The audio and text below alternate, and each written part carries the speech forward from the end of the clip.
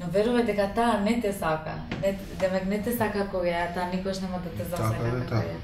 Таа демек те сака за демек не за пари, туку за тоа што си ти. Не те сака за тоа што си ти, туку за друго, демек. Знаеш каков текст? И мене, ја се јавам за текст и таа ми вели. Ја замисли не сум ја сретнала. Ја од тука и кажувам дека сакам текст и пишувам на WhatsApp. Вели, знаеш што? Дај прати ми демо, ако ми се свиѓа ќе ти напишам текст, ако не ме инспирира нема да ти напишам текст, ако не ми текнува што да ти пишам, ако не ми се допаѓа песна. Таа ми вели, ај, окей, ќе ти напишам нешто, сакаш за љубов или како? Реков за љубов, да.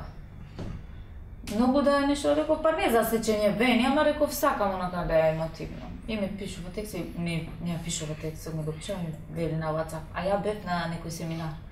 Те молам, не го читај текстот без да ги ставиш слушалките и да го пееш. Не го читај, те молам. Ја кај можам да седам? Ја го читам. Леле, ке се самоубиев. Не ми се свиѓа. И пишувам, извини, не ми се свиѓа. Таа ми се јавува од Албанија, таа non-stop ми се јавуваше. Не знам, 100 евра може би телефон таа само потроши, што ми се јавува.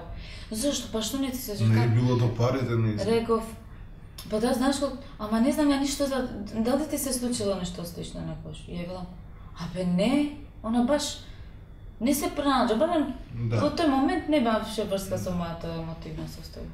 И се јавил на композиторот, ни композиторот не го знаеше таа. Отишол кај него, пеело оно како ќе испадне. Ајде рече, за следна песна, пред тоа ќе се запознаеме, ќе пиеме кафе. Сама не можеше, знаеш. Рече, знаеш, нас они мале кога ја направите, но таа ми е најдобро другарка, како знам. И на сите други обично им правам на моите другари што знам нешто за нив. Или знам барем каков тип е. Да. Рече, ја тебе, и замисли, ние едно кафе не сме испиле, таа текст гледаме. Имам еден чичко, он не гледа баш, ама помлад кога беше, имаше подобро да гледа. Сега мора луку вака близко па да гледа. И он има напишано цела книга со текстови, со раскази, со песни, не се само за песни. И он ги пишуваше на ромски. И на сестра ми даде еднашка да ги пишува, зашто он ги пишува тогаш кога да ги препише. Да ги препише убаво, зашто сестра немаше убав ракопис. Да ги препише убаво и да ги преведе. И тој таму не знам каква награда. Да? Го прогласи за просветител. Види.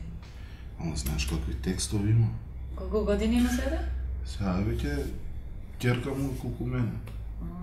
И има син колку брат ми. Ако ти ме стигна до моето срце. Ти ме направи да бидам несретната девојка во свет.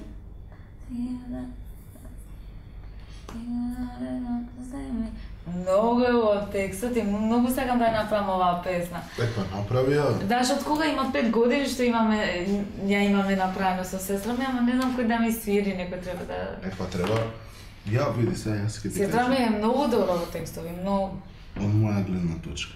Од моја гледна точка треба да си одбереш еден композитор што стварно може да ти направи музика како што ти можеш да испееш. Ја имав ситуација,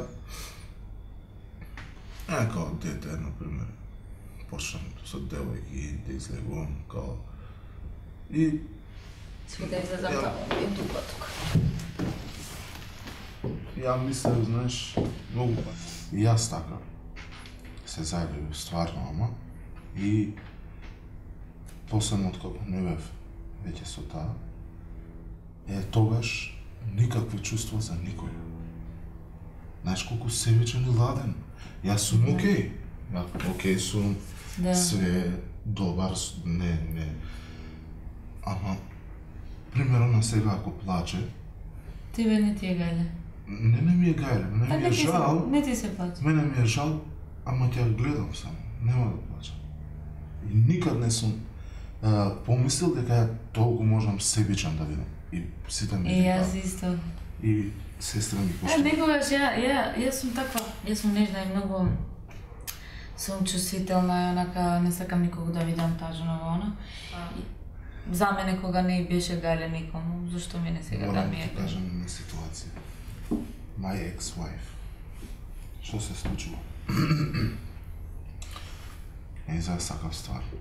И она уствари беше првата што сум ја сакал. Не сум сакал никој предходно. До 23 години никоја. Ниедно. Нејза стварно. Ниедно до 23? Ниедно. Нејза, ама стварно. Многу. И јас си доаѓам во Македонија. Кери? Пази се. Кери моментот? Да. Си доаѓам дома, Македонија. Ке почнеше муавет онака обичен и ќе завршеше со карање и прекинуваме. Чао, ден. И ја дома кај мене, тетка ми, татко ми, сестра, мајка ми, пијат кафе, а јас само што дојдов и седнав да јадам. И сега кај мене трпезаријата вака, а таму тоа за седење, ама обратно. Тука седам јас, таму е тоа.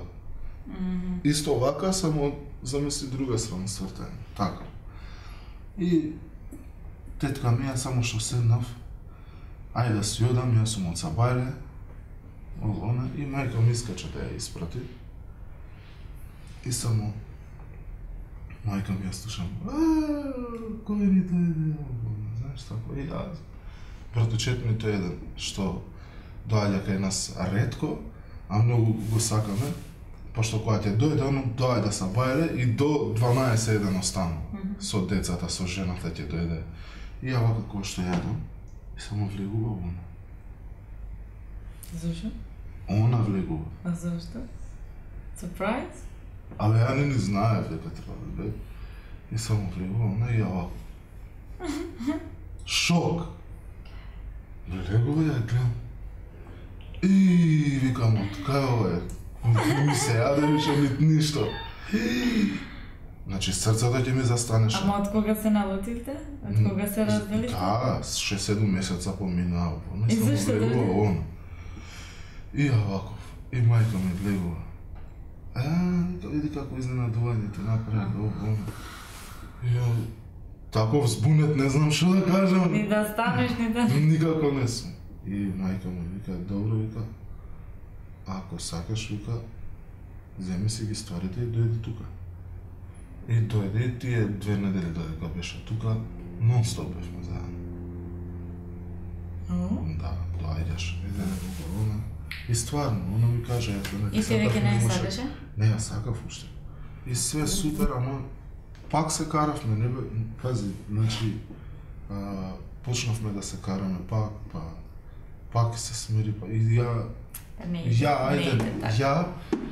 и кажав, слушај, ајде викам, што ме така, викам, ама многу пати сме го правили тоа претходно, и ја пак и викам, ајде ќе смениме, тебе што ти пречи, ја ќе сменам, мене што ми пречи, ти смени, за да бидеме заедно. Пошто се сакаме, а за некои работи не сме заедно.